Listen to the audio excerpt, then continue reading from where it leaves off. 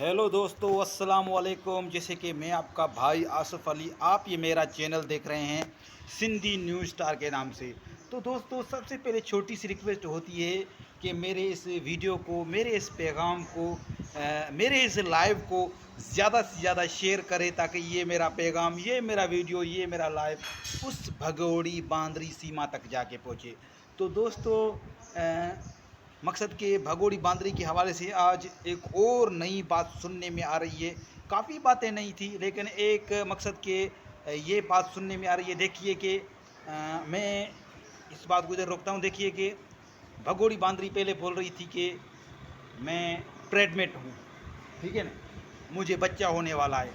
लेकिन जब बातों की छानबीन हुई, जब सब कुछ हुआ, तो उसके बाद पता चला, भगोड़ी बांदरी ने खुद बोला कि मेरे पेट में जो बच्चा था वो तो उसका है, मकसद के बच्चा तो है ही नहीं, पेट में तो बच्चा है ही नहीं, नकली का पेट है।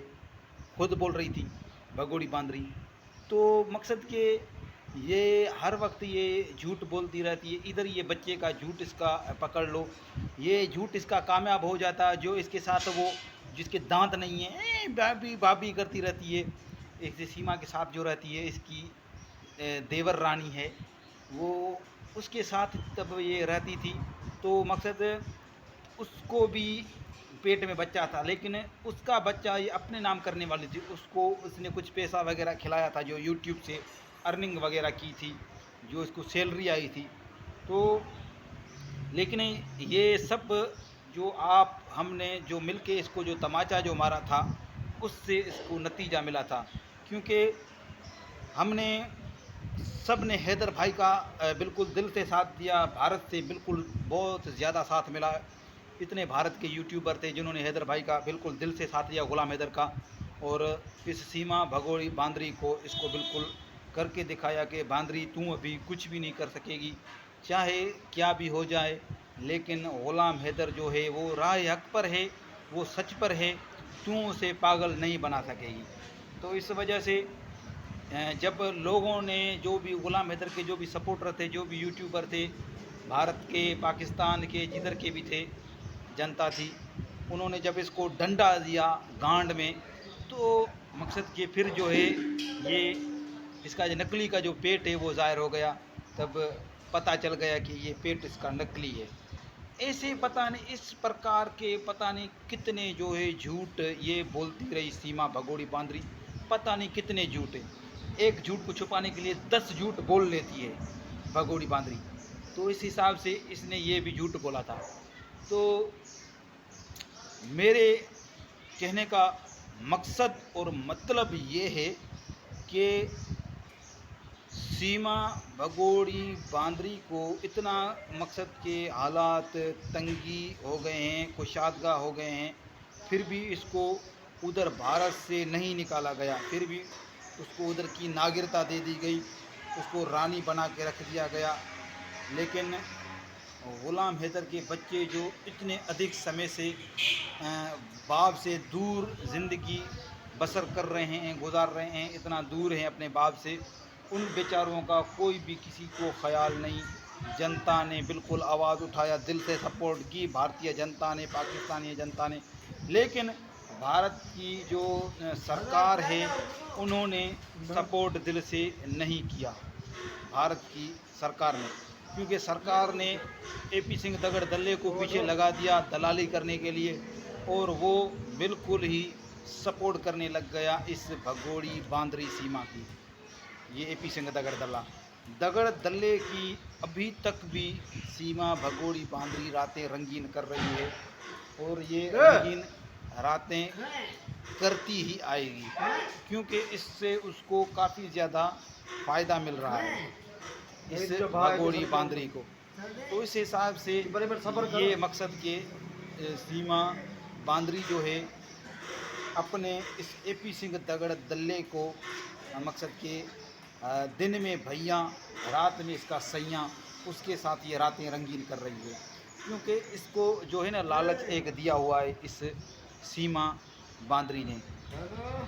तो ये इतनी दूध की धुली हुई है, इसके दूध के धुले हुए का कारण इसका जो जिधर इसकी पैदाइश हुई थी कराची को भी आप छोड़ दो, जिस दर इसकी सीमा भगोड़ी बांदरी की पैदाइश हुई थी कोट बंगलो, उधर से आप इस किसकी हिस्ट्री उठा करके देख लो कि सीमा भगोड़ी बांदरी किस हिसाब की औरत है, किस प्रकार की औरत है, क्या करती है और क्या क्या करने वाली है।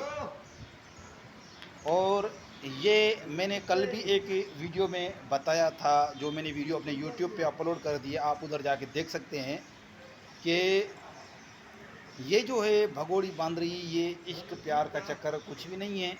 ये या तो वायरल होने के चक्कर में है, ये एक बेहुदा इसने कदम उठाया है। ये या तो अपने बच्चों को भेज देगी, क्योंकि इस बेगैरत को कोई और जब मिल जाएगा सीमा बांदरी को, तो ये फिर उसके साथ चली जाएगी, उसकी भी रातें रंगीन कर देगी। क्योंकि इसके साथ और भी काफ़ी सारे लोग ऐसे भी हैं राब्ते में आज भी, जो जिनके साथ इनके नाजायज़ संबंध है। नाजायज़ संबंध इधर भी थे कोट बंगलों में, अभी भी आप कोई भी उधर से जा कर के इंटरव्यू ले, कोई भी पत्रकार चला जाए जाके उधर से इंटरव्यू ले, जहाँ कोई सहाफ़ी चला जाए उधर से इंटरव्यू ले कोट बंगलों से कि इसका उधर कैसे कारनामे थे, कोई भी इसका अच्छा कारनामा नहीं था। सारा दिन झूठ, झूठ पे झूठ, मकसद के हर किसी गैर मर्द के साथ नाजायज़ संबंध, नाजायज़ तरीके से उसका रहन सहन था।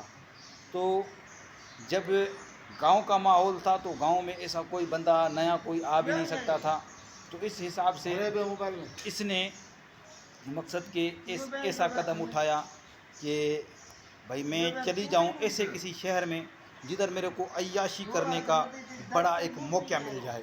तो उस हिसाब से इसने जो कदम जो उठाया अय्याशी करने का, वो था कराची। गुलाम हैदर को इसने ब्लैकमेल करके बोला कि बच्चों की परवरिश करनी है, पैसा नहीं है, ये वो नहीं है। मकसद के भाई पैसे की वजह से दूसरे भी लोग जो थे वो भी गांव में रह रहे थे, लेकिन इसने गुलाम हैदर को इस वजह से जो है पागल बनाया कि गुलाम हैदर भाई मकसद के वो अपने बच्चों की वजह से फिर निकल के चले गए कोट बंगलो से कराची। वो बोल रहे थे कि भाई कोट बंगलो में चला जाऊंगा, उधर से कुछ कराची चला जाऊंगा, उधर से कुछ बच्चों के लिए कोई गुज़र सफ़र हो जाएगा, कोई अच्छा कोई रहन सहन हो जाएगा बच्चों की पढ़ाई के लिए। मकसद कि उसके बात में माइंड में ये बात थी। लेकिन सीमा के साथ इसकी शादी जो थी वो पसंद की शादी थी, तो इस हिसाब से इसने सीमा का हर कहना माना।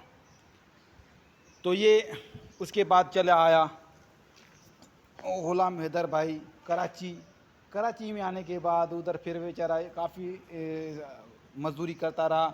मेरे साथ इनका वास्ता हुआ, क्योंकि जब ये कराची में बैठा था तो उसके साथ साथ मेरा भी मकान था, लेकिन मेरा जो मकान था वो था किराए का, और जो इनका जो मकान था गुलाम हैदर भाई वालों का, उनका मकान जो था वो था अपना।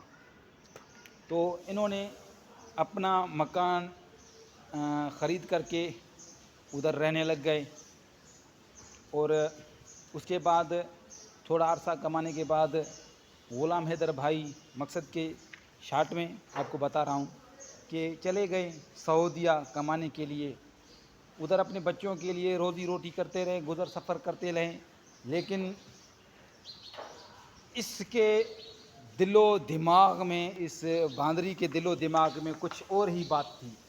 इसके दिमाग में ये बात थी कि इधर अय्याशी करूं, अपने यारों के साथ घूमूं फिरूं, और ऐसा कोई माहौल बनाऊं, देखूं कि जो बंदा हवस का पुजारी हो उसको आके फंसा लूं।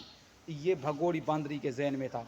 तो उसने भगोड़ी बांदरी ने उधर से एक नई चाल चलना शुरू कर दी, सीमा भगोड़ी ने, कि गुलाम हैदर को बोला कि बाहर मुल्क चले जाओ, किसी कंट्री में चले जाओ कमाने के लिए, बच्चों की परवरिश करनी है, खर्चे ज़्यादा बढ़ गए हैं, तो बच्चों की पढ़ाई का मसला है, इसलिए आप बाहर मुल्क में चले जाओ, उधर जाके आप कमाओ।